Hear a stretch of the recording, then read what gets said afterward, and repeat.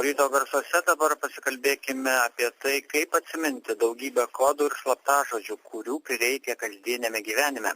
Temą pašnekesiui padiktavo paskelbta Swedbank statistika, kuri rodo, kad kiekvieną mėnesį neteisingai suvedę PIN kodą savo mokėjimo kortelę užblokuoja beveik 4,5 tūkstančio klientų, o pasikeisti pamirštus kodus ir slaptažodžius internete kiekvieną savaitę turbūt reikia dideliai daliai iš mūsų.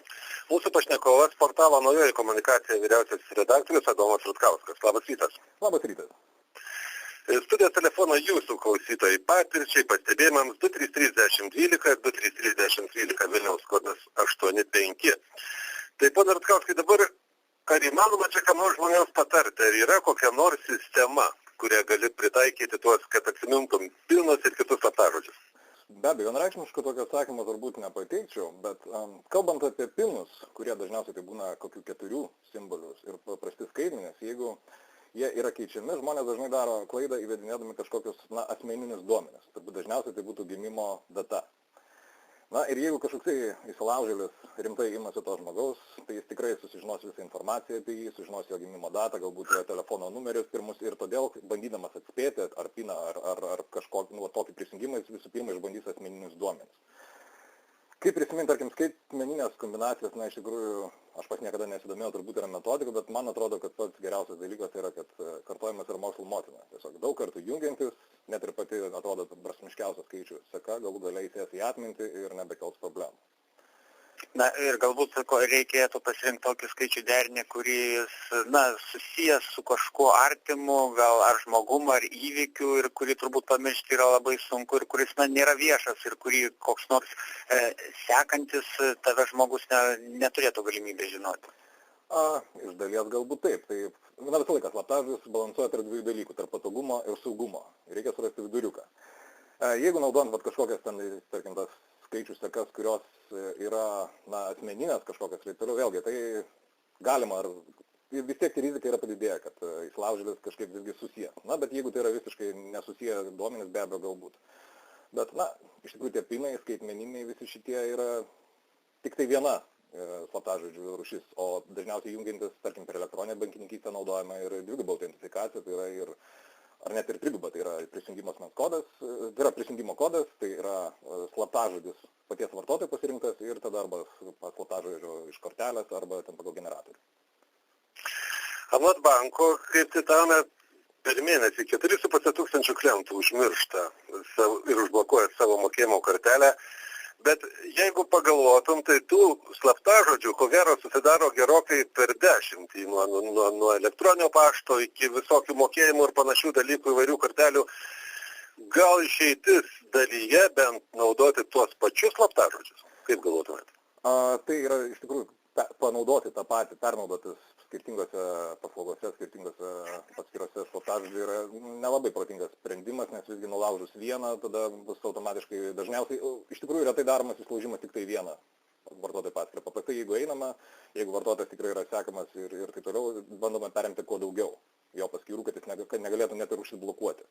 Todėl naudoti tą patį slaptažodį keliose paskyrose yra tikrai neprotingas sprendimas.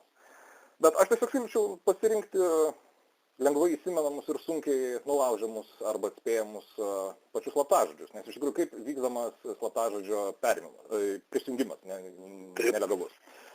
Iš esmės yra 2 būdai. Vienas yra techninis, tai tiesiog perrinkinėjant. Kompiuteris, programa perrinkinėja A, AB, ABC, ir tol, kol tai pavyksta. Ir tuo pačiu daroma dar naudojant sudarytus žodynus. Tai gali būti personifikuotas žodynas, kurį jeigu kažkiek yra surinkta vartotojo asmeninės informacijos ir jo, tarkim, pomėgį, tai jis gali perrinkinėti mėgstamą krepšinio komandos pavadinimą, futbolo komandos pavadinimą, vaikų vardus ir taip toliau. Ir kitas dalykas yra socialinė inžinerija. Tai kai bandom išvilioti duomenis, apsimetant kažkokiamis tarnybomis, specialiosiomis ir panašiai. Tai, čia šiuo atveju reikia įsidėmėti, kad, jokia tarnyba, nei bankas, nei FNTT, nei STT niekada telefonu neprašys pateikti jūsų duomenų ir iš manau, neturėtų to prašyti. Vienintelis mano įsivaizduojamas scenarius tai būtų, kad jūs sėdite pačioje įmonės įstaigos būstinėje, šalia sėdi pareigūnai ir tada jūs prisijungite. O kitais atvejais išduoti duomenų negalima. Ir būtent tas duomenų perdavimas yra vienas iš, sakyčiau, didžiausių pavojų ir dažniausiai nutinkančių atvejų. O gerų slaptažodžių kūrimą aš pasiūlyčiau pasitelkti galbūt humorą. parinkti tokius žodžių junginius, kurie yra, ar nelogiški, bet lengvai įsimenami dėl savo paties, absurdiškumo. Pavyzdžiui, jeigu jūs pasivarat, slaptažodis yra Jonas, tai yra 5 simboliai, slaptažodis automatiškai yra atspėjamas, praktiškai iš karto. Jeigu jūs pasirenkate slaptažodį Jonas 1963, tarkim, savo gimimo datą, šį slaptažodį galima spėti, kompiuteris atspėja per 42 minutės. Jeigu jūs parašote Jonas iš J didžiosios, tai tada atspėjimas, perrinkimas trunka 4 dienas. Bet jeigu pasirink tokį slaptažodį kaip pienė sveria 3 tonas, tai pagal perrinkimą šis slaptažodis turėtų būti, gali būti atspėjamas, per 6 milijonus metų. O pats terminas, iš tikrųjų, yra pakankamai absurdiškas, pakankamai humoristiškas ir dėl to lengvai įsimenamas. Tuo labiau, kad jeigu mes rašome pienė sveria 3 tonas ir įvedame trejetą, tai dar labiau prailgina visą tą įsilaužimo atspėjimo laiką. Mums paskambino Petras iš Alytaus. Sveiki, klausom. Sveiki. Šiandien turbūt dabar paantrinsiu, ką paskutinis sakinis pasakė jūsų kalbinimas pašnekovas. Iš tikrųjų, mano asmeniniai ten paskyros, kur yra daug įvairių socialinių tinklų ir ten nekurių specializuotų tinklų, kur turi būti prisijungęs, tai aš irgi turbūt pasiskirtęs esu į tam tikrus, įvardinkim saugumo lygius turbūt ir pora yra tokių be skaičių, be nieko, be didžiųjų raidžių, bet labai paprastas ir, sakykim, ten su humoru susijęs slaptažodžius, kurį aš naudoju daug kur, nors pašnekovas sakė nenaudoti, bet įvardinkim, jeigu kažkas, atspėtų, įsilaužtų į tokio lygio, ta prasme man ar tiesiog kažkoks akauntas reikalingas ten, ta prasme man yra visiškai nesvarbu, o jau, sakykim, kur dauguma ten, sakykim, irgi tų tinklalapių galima prisijungti Facebook'o akauntų, tai tada Facebook'o slaptažodis pas mane jau yra, sakykim, koduotas ir koduotas būtent toks humoristinis žodis. Ir ką aš naudoju, tai, ta prasme, kai kurias raidės pakeičiu skaičius, ta prasme, susityri, čia kaip pavyzdys, sakykim, A raidė, sakykim, vizualiai panašiai į 4, arba I raidė į vienetą, ar ten S raidė į 5. Ir tada žaidžiu su didžiosiom, mažosiom raidėm, ta prasme, skaičių kombinacija pakeičiama į I raidę, nors kai aš žinau, ką tas žodis reiškia, aš jį perskaitau vizualiai, tiesiog tai tiesiog pasidalinau tokia situacija. O aš tik norėjau pasiteirauti, ar nepamirštate, kurio saugumo lygio, kaip jūs vadinate, slaptažodis, ar pasitaiko tokiu atveju?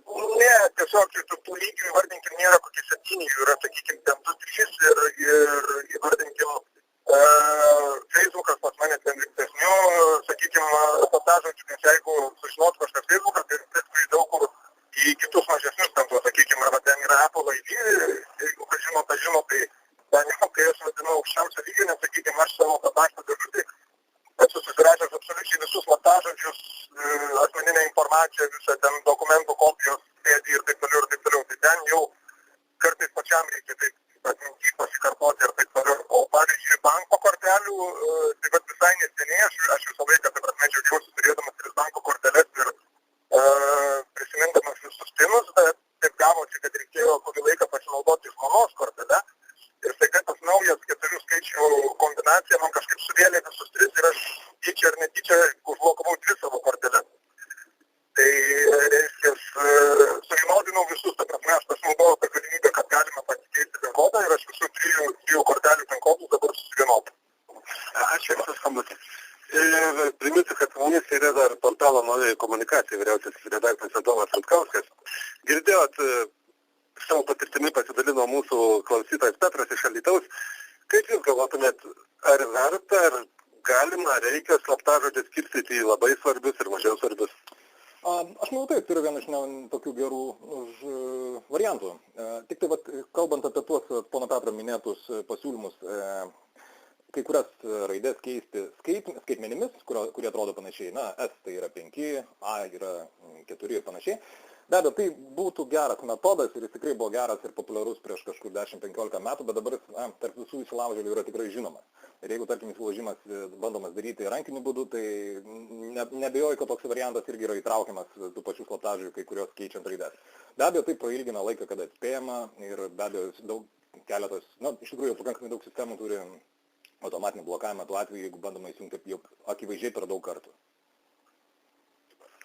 Taip ir, ponė Rutkauskai, iš tikrųjų apie tos turimus slaptažodžius, ar reikia juos užsirašinėti, ar turėti reikia tik galvoje? Be abejo, pats didžiausias saugumo lygis yra tik tai tada, kai jie yra galvoje, nes, užsirašus gali pamatyti kiti, galite lapelį pamesti, galima, iš tikrųjų, užrašytas dalykas jau yra užrašytas dalykas. Vienas iš galbūt tokių būdų, kuris irgi nėra pats saugus, bet kurį teko girdėti ir, man atrodo, pakankamai logiškas, tas pats slaptažodžių įvedimas yra dalinai užšifruojamas. Tarkim, čia, kai buvo paminėtas, kad pamiršo savo PIN telefoną, tai vienas kolega man pasakojo savo metodiką, kad jisai į savo telefonų knygelę telefone įsiveda, tarkim, kažkokį fiktyvų kontaktą, tarkim, Jonaitis, nori iš tikrųjų, kad jis skambėtų realistiškai. Ir savo kortelės PIN-ą panaudoja kaip, tarkim, paskutinius savo to kontakto telefono numerio skaitmenis. Iš tikrųjų, žmogui įsilaužėliui visiškai nežinančiam šitos sistemos, arba net jeigu ir žinančiam atspėti, kuris yra tas kontaktas netikras, kuriame yra užrašytas tas PIN-as, čia yra pakankamai sudėtingas variantas. Tad galbūt čia yra viena iš tokių išeičių. O dar viena dažna situacija, ir čia klausytojas minėjo, kaip užblokavo korteles, tai kai prašoma slaptažodį laikas to laiko pasikeisti. Kaip čia daryti? Turėti visada tą tokį pirmąjį ir antrąjį, ar nuolat naujus galvoti? Čia iš tikrųjų labai pakankamai skausmingas klausimas yra visiems, nes vėlgi čia susikerta saugumas ir patogumas. Saugumo atžvilgiu be abejo kartoti slaptažodžius, sortuoti juos yra labai nepatartina. Realybėje, aš manau, vėlgi, labai nedrąsu rekomenduoti dalyką, kuris yra nesaugus, bet ko gero tai yra vienas iš tokių primtesnių variantų, kad turėti, tarkim, kokius 5-6 slaptažodžius ir juos rotuoti, galbūt tai būtų mažesnė blogybė, bet vėlgi, jeigu jūs tikrai pasitikite atmintimi arba turite savo gerą slaptažodžių įsiminimo nuosavą sistemą, tikrai nerekomenduočiau nieko kartoti ir kažkarto kurti naują. Galbūt pasitelkiant tą pačią sistemą, tos pačius žodžius, galbūt keičiant juos vietomis įvedant naujus skaitmenis ir panašiai, bet kad jie nesikartotų. Ačiū Jums, tai portalo Naujoji komunikacija vyriausiasis redaktorius Adomas Rutkauskas, o